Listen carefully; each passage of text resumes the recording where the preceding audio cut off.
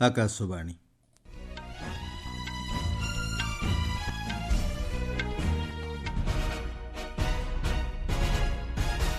ସମ୍ବାଦ ପଢ଼ୁଛନ୍ତି ସତ୍ୟବ୍ରତ ବେହୁରା। ବିଭିନ୍ନ ପ୍ରସଙ୍ଗରେ ଶାସକ ଓ ବିରୋଧୀ ଦଳ ମଧ୍ୟରେ ହଟ୍ଟଗୋଳ ପରେ ଅପରାହ୍ନ 2ଟା ଯାଏ ରାଜ୍ୟସଭା ମୁଲତବୀ। ଖୁବ୍ ଶୀଘ୍ର ସାରା ଦେଶରେ ଦୁର୍ଘଟଣା ପୀଡ଼ିତଙ୍କ ପାଇଁ ଆରମ୍ଭ ହେବ ନଗଦବିହୀନ ଚିକିତ୍ସା ଯୋଜନା।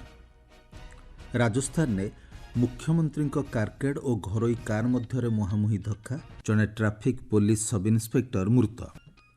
4 ଦିନିଆ ଭାରତ ଗସ୍ତରେ ଆସି ପହଞ୍ଚିଲେ ପର୍ତ୍ତୁଗାଲର ବୈଦେଶିକ ବ୍ୟାପାର ମନ୍ତ୍ରୀ ପାଓଲୋ ରାଙ୍ଗେଲ ଏବଂ ମହିଳା ଜୁନିୟର ଏସିଆ କପ୍ ହକିରେ ଆଜି ଭାରତ ଥାଇଲ୍ୟାଣ୍ଡ ମଧ୍ୟରେ ମୁକାବିଲା।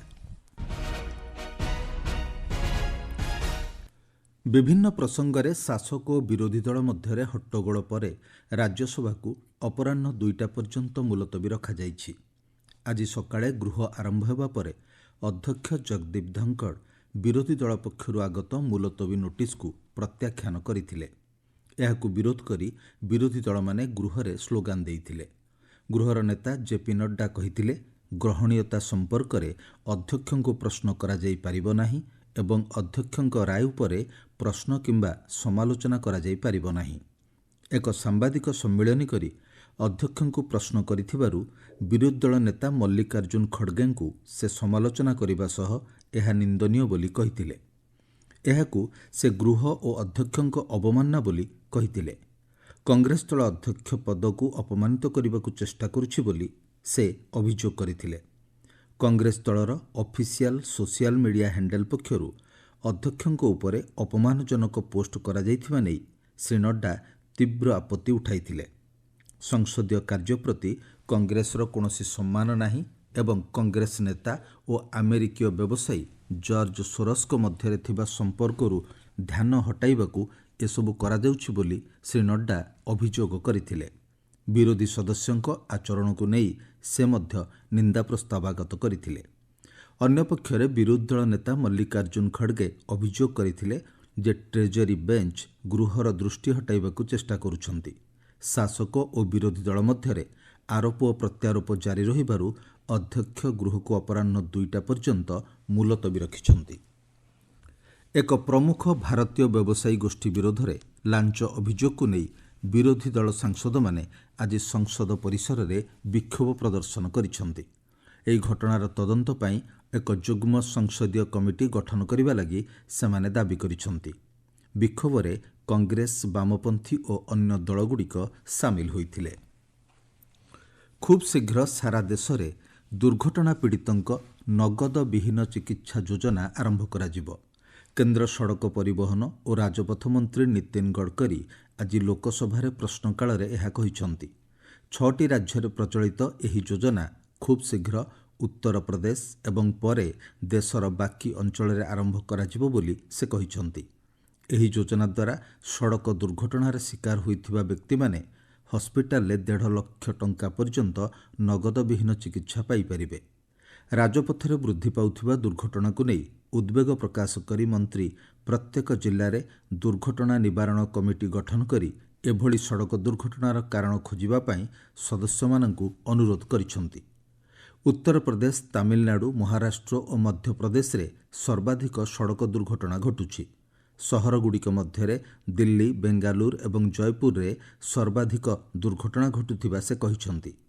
ସଡ଼କ ଦୁର୍ଘଟଣାରେ ପୀଡ଼ିତଙ୍କ ମଧ୍ୟରୁ 30%ଙ୍କର ପ୍ରାରମ୍ଭିକ ଚିକିତ୍ସାରେ ବିଳମ୍ବ ହେତୁ ମୃତ୍ୟୁ ଘଟୁଛି ବୋଲି ମନ୍ତ୍ରୀ ଶ୍ରୀ ଗଡ଼କରୀ କହିଛନ୍ତି।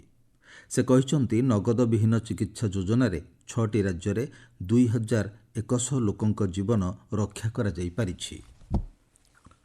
ଜଳ ଜୀବନ ମିଶନକୁ ପ୍ରଶଂସା କରି ପ୍ରଧାନମନ୍ତ୍ରୀ ନରେନ୍ଦ୍ର ମୋଦି କହିଛନ୍ତି, ଏହି ଯୋଜନା ବିଶେଷ କରି ଗ୍ରାମାଞ୍ଚଳରେ ମହିଳା ସଶକ୍ତିକରଣ କ୍ଷେତ୍ରରେ ଗୁରୁତ୍ୱପୂର୍ଣ୍ଣ ଭୂମିକା ଗ୍ରହଣ କରିଛି। ଏକ ସାମାଜିକ ଗଣମାଧ୍ୟମ ପୋଷ୍ଟରେ ପ୍ରଧାନମନ୍ତ୍ରୀ କହିଛନ୍ତି, ହାତ ପାହାନ୍ତାରେ ସ୍ୱଚ୍ଛ ପାଣି ରହିଲେ ମହିଳାମାନେ ଦକ୍ଷତା ବିକାଶ ଏବଂ ଆତ୍ମନିର୍ଭରଶୀଳତା ଉପରେ ଧ୍ୟାନ ଦେଇପାରିବେ। ପଞ୍ଜାବରେ ସାମାଜିକ ସୁରକ୍ଷା, ମହିଳା ଓ ଶିଶୁ ବିକାଶ ମନ୍ତ୍ରୀ ଡକ୍ଟର ବଲଜିତ କୌର କହିଛନ୍ତି, ଗୋଟିଏ କୋଠରୀରେ ଚାଲୁଥିବା ପ୍ଲେ ୱେ ସ୍କୁଲଗୁଡ଼ିକୁ ସମ୍ପୂର୍ଣ୍ଣ ଭାବେ ବନ୍ଦ କରିଦିଆଯିବ ଏବଂ ରାଜ୍ୟରେ 3ରୁ 6 ବର୍ଷ ବୟସର ପିଲାଙ୍କ ସ୍ୱାସ୍ଥ୍ୟ କ୍ଷେତ୍ରରେ କୌଣସି ସାଲିସ କରାଯିବ ନାହିଁ। ମନ୍ତ୍ରୀ ସ୍ପଷ୍ଟ ଭାବେ କହିଛନ୍ତି, ସିସିଟିଭି କ୍ୟାମେରା ବ୍ୟତୀତ ଏଭଳି ସ୍କୁଲଗୁଡ଼ିକରେ ଖେଳ ପଡ଼ିଆ ରହିବା ବାଧ୍ୟତାମୂଳକ, ଯାହାଦ୍ୱାରା ଉଭୟ ଶାରୀରିକ ଓ ମାନସିକ ସ୍ତରରେ ପ୍ରାରମ୍ଭିକ ଶିଶୁ ବିକାଶ ପାଇଁ ଏହାକୁ ବ୍ୟବହାର କରାଯାଇପାରିବ। ଡକ୍ଟର କୌର କହିଛନ୍ତି, ପ୍ଲେ ୱେ ସ୍କୁଲ ପାଇଁ ଅନଲାଇନ୍ ରେଜିଷ୍ଟ୍ରେସନ ନିମନ୍ତେ ନୂଆ ନିର୍ଦ୍ଦେଶାବଳୀ ଜାରି କରାଯାଇଛି। ଆପଣମାନେ ସମ୍ବାଦ ଶୁଣୁଛନ୍ତି ଆକାଶବାଣୀରୁ। ରାଜସ୍ଥାନର ଜୟପୁରର ଜଗତପୁରା ଅଞ୍ଚଳରେ ଗତକାଲି ସନ୍ଧ୍ୟାରେ ମୁଖ୍ୟମନ୍ତ୍ରୀ ଭଜନଲାଲ ଶର୍ମାଙ୍କ କାର୍କେଡ୍ର 2ଟି ଗାଡ଼ି ଓ ଏକ ଘରୋଇ କାର୍ ମଧ୍ୟରେ ମୁହାଁମୁହିଁ ଧକ୍କା ହେବା ଫଳରେ ଟ୍ରାଫିକ୍ ପୁଲିସର ଜଣେ ଆସିଷ୍ଟାଣ୍ଟ ସବ୍ ଇନ୍ସପେକ୍ଟରଙ୍କ ମୃତ୍ୟୁ ଘଟିଥିବା ବେଳେ ଅନ୍ୟ 6 ଜଣ ଆହତ ହୋଇଛନ୍ତି। ଶ୍ରୀ ଶର୍ମା ଲଘୁ ଉଦ୍ୟୋଗ ଭାରତୀର ଏକ କାର୍ଯ୍ୟକ୍ରମରେ ଯୋଗ ଦେବାକୁ ଯାଉଥିଲେ, ଯେଉଁଥିରେ ଉପାଧ୍ୟକ୍ଷ ଜଗଦୀପ ଧଙ୍କଡ଼ ମୁଖ୍ୟ ଅତିଥି ଭାବେ ଯୋଗ ଦେଇଥିଲେ। ଜଗତପୁରା ରାସ୍ତାର ଅକ୍ଷୟ ପାତ୍ର ଛକ ନିକଟରେ ଏହି ଧକ୍କାରେ 5 ଜଣ ପୁଲିସ କର୍ମଚାରୀ ଓ ଅନ୍ୟ 2 ଜଣ ଆହତ ହୋଇଥିଲେ। ମୁଖ୍ୟମନ୍ତ୍ରୀ ଅଟକି ଜଣେ ଗୁରୁତର ବ୍ୟକ୍ତିଙ୍କୁ ତାଙ୍କ କାର୍ରେ ଡାକ୍ତରଖାନାରେ ଭର୍ତ୍ତି କରିଥିଲେ ଏବଂ ଅନ୍ୟ ଆହତମାନଙ୍କୁ ମଧ୍ୟ ଡାକ୍ତରଖାନାରେ ଭର୍ତ୍ତି କରାଯାଇଥିଲା। ମୁଖ୍ୟମନ୍ତ୍ରୀ ଏହି କାର୍ଯ୍ୟକ୍ରମରେ ଯୋଗ ଦେଇନଥିଲେ। ପରେ ସେ ଆହତଙ୍କୁ ଭେଟି ସେମାନଙ୍କ ସ୍ୱାସ୍ଥ୍ୟାବସ୍ଥା ପଚାରି ବୁଝିଥିଲେ। ଏଏସ୍ଆଇଙ୍କ ମୃତ୍ୟୁରେ ମୁଖ୍ୟମନ୍ତ୍ରୀ ଶର୍ମା ଗଭୀର ଶୋକ ପ୍ରକାଶ କରିଛନ୍ତି। ଏହି ଘଟଣାରେ ରାମନଗରିଆ ଥାନାରେ ଏକ ମାମଲା ରୁଜୁ ହୋଇଛି ଓ ଉଚ୍ଚସ୍ତରୀୟ ତଦନ୍ତ ଆରମ୍ଭ ହୋଇଥିବା ଜଣାପଡ଼ିଛି। ପର୍ତ୍ତୁଗାଲର ବୈଦେଶିକ ବ୍ୟାପାର ମନ୍ତ୍ରୀ ପାଓଲୋ ରାଙ୍ଗେଲ 4 ଦିନିଆ ଭାରତ ଗସ୍ତରେ ଆସି ଆଜି ନୂଆଦିଲ୍ଲୀରେ ପହଞ୍ଚିଛନ୍ତି। ଏହା ସରକାରୀ ଭାବେ ତାଙ୍କର ପ୍ରଥମ ଭାରତ ଗସ୍ତ। ବୈଦେଶିକ ବ୍ୟାପାର ମନ୍ତ୍ରଣାଳୟ ଶ୍ରୀ ରଙ୍ଗେଲଙ୍କୁ ସ୍ୱାଗତ କରିଛି। ବୈଦେଶିକ ମନ୍ତ୍ରଣାଳୟର ମୁଖପାତ୍ର ରଣଧୀର ଜୟସ୍ୱାଲ ଏକ ସାମାଜିକ ଗଣମାଧ୍ୟମ ପୋଷ୍ଟରେ କହିଛନ୍ତି, ଏହି ଗସ୍ତ ଉଭୟ ଦେଶର ବହୁମୁଖୀ ସମ୍ପର୍କକୁ ଆହୁରି ସୁଦୃଢ଼ କରିବ। ଭାରତ ଓ ପର୍ତ୍ତୁଗାଲ ମଧ୍ୟରେ ଦ୍ୱିପାକ୍ଷିକ ସମ୍ପର୍କକୁ ଆସନ୍ତା ବର୍ଷ 50 ବର୍ଷ ପୂରଣ ହେବ। ଆସନ୍ତାକାଲି ନୂଆଦିଲ୍ଲୀରେ ବୈଦେଶିକ ବ୍ୟାପାର ମନ୍ତ୍ରୀ ଡକ୍ଟର ଏସ୍ ଜୟଶଙ୍କରଙ୍କ ସହ ମନ୍ତ୍ରୀ ଶ୍ରୀ ରଙ୍ଗେଲ ବୈଠକ କରିବେ। ଶ୍ରୀଲଙ୍କାର ମୁଖ୍ୟ ବିରୋଧୀ ଦଳ ସାମ୍ରି ଜନ୍ ବାଲାୱେଗେୟା ବାଚସ୍ପତି ଅଶୋକ ରଣୱାଲାଙ୍କ ବିରୋଧରେ ଅନାସ୍ଥା ପ୍ରସ୍ତାବ ଦାଖଲ କରିବାର ସମ୍ଭାବନା ରହିଛି। ଏସ୍ଜେବି ସାଂସଦ ଅଜିତ ପି ପେରେରା ଏକ ସ୍ଥାନୀୟ ଖବରକାଗଜକୁ କହିଛନ୍ତି, ଏସ୍ଜେବି ସଂସଦୀୟ ଗୋଷ୍ଠୀ ଆଜି ଏହି ପ୍ରସଙ୍ଗରେ ଏକ ବୈଠକ ଡାକିବ। ବାଚସ୍ପତିଙ୍କ ବିରୋଧରେ ଅନାସ୍ଥା ପ୍ରସ୍ତାବ ଆଣିବା ଅନ୍ୟତମ ବିକଳ୍ପ ବୋଲି ସେ କହିଛନ୍ତି। ବାଚସ୍ପତି ରଣୱାଲା ଏକ ନକଲି ଡକ୍ଟରେଟ୍ ଟାଇଟେଲ୍ ବ୍ୟବହାର କରିଥିବା ଅଭିଯୋଗ ଆସିବା ପରେ ତାଙ୍କ ବିଶ୍ୱସନୀୟତା ଉପରେ ପ୍ରଶ୍ନ ଉଠିଛି। ମହିଳା ଜୁନିୟର ଏସିଆ କପ୍ ହକିରେ ଆଜି ମସ୍କଟରେ ଚତୁର୍ଥ ତଥା ଅନ୍ତିମ ଲିଗ୍ ମ୍ୟାଚ୍ରେ ପୁଲ୍ ଏରେ ଭାରତ ଥାଇଲ୍ୟାଣ୍ଡ ମଧ୍ୟରେ ମୁକାବିଲା ହେବ। ଭାରତୀୟ ସମୟ ସନ୍ଧ୍ୟା 7ଟାରେ ମ୍ୟାଚ୍ ଆରମ୍ଭ ହେବ। ସେହିପରି ପୁଲ୍ ଏର ଅନ୍ୟ ଏକ ମ୍ୟାଚ୍ରେ ମାଲେସିଆ ଏବଂ ଚୀନ୍ ମଧ୍ୟରେ ଅପରାହ୍ନ 4:45ରେ ମୁକାବିଲା ହେବ। ପଏଣ୍ଟ ତାଲିକାରେ ଚୀନ୍ 9 ପଏଣ୍ଟ ସହ ଶୀର୍ଷରେ ଥିବାବେଳେ 6 ପଏଣ୍ଟ ସହ ଭାରତ ଦ୍ୱିତୀୟ ସ୍ଥାନରେ ରହିଛି। ଆସନ୍ତା ଶନିବାର ଦିନ ସେମିଫାଇନାଲ ଏବଂ ରବିବାର ଦିନ ଫାଇନାଲ ମ୍ୟାଚ୍ ଖେଳାଯିବ। ଚୀନର ହାଙ୍ଗଝୋଉଠାରେ ଚାଲିଥିବା ବ୍ୟାଡମିଣ୍ଟନ ୱାର୍ଲଡ ଟୁର୍ ଫାଇନାଲରେ ଭାରତୀୟ ମହିଳା ଯୁଗଳ ଯୋଡ଼ି ତ୍ରିଶା ଜଲି ଏବଂ ଗାୟତ୍ରୀ ଗୋପୀଚାନ୍ଦ ମାଲେସିଆର ପଲି ଟାନ୍ ଓ ଥିନାହ ମୁରଲୀଧରନଙ୍କୁ ପରାସ୍ତ କରି ଗ୍ରୁପ୍ ପର୍ଯ୍ୟାୟର ତୃତୀୟ ରାଉଣ୍ଡରେ ପ୍ରବେଶ କରିଛନ୍ତି। ଆଜି ଗ୍ରୁପ୍ ପର୍ଯ୍ୟାୟର ଦ୍ୱିତୀୟ ମ୍ୟାଚ୍ରେ ଭାରତୀୟ ଯୋଡ଼ି ମାଲେସିଆକୁ 21-19, 21-19ରେ ପରାସ୍ତ କରିଛନ୍ତି। ସାଉଦି ଆରବ 2034 ପୁରୁଷ ଫୁଟବଲ ବିଶ୍ୱକପ୍ ଆୟୋଜନ କରିବ ବୋଲି ଆନ୍ତର୍ଜାତିକ ଫୁଟବଲ ମହାସଂଘ ଘୋଷଣା କରିଛି। ଏଥିସହିତ ସ୍ପେନ୍, ପର୍ତ୍ତୁଗାଲ ଏବଂ ମରକ୍କୋ ମିଳିତ ଭାବେ 2030 ପ୍ରତିଯୋଗିତା ଆୟୋଜନ କରିବେ।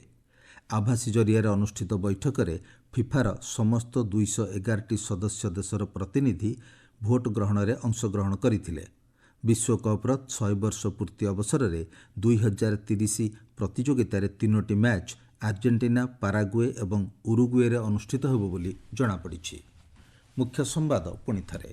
ବିଭିନ୍ନ ପ୍ରସଙ୍ଗରେ ଶାସକ ଓ ବିରୋଧୀ ଦଳ ମଧ୍ୟରେ ହଟ୍ଟଗୋଳ ପରେ ଅପରାହ୍ନ 2ଟା ଯାଏ ରାଜ୍ୟସଭା ମୁଲତବୀ।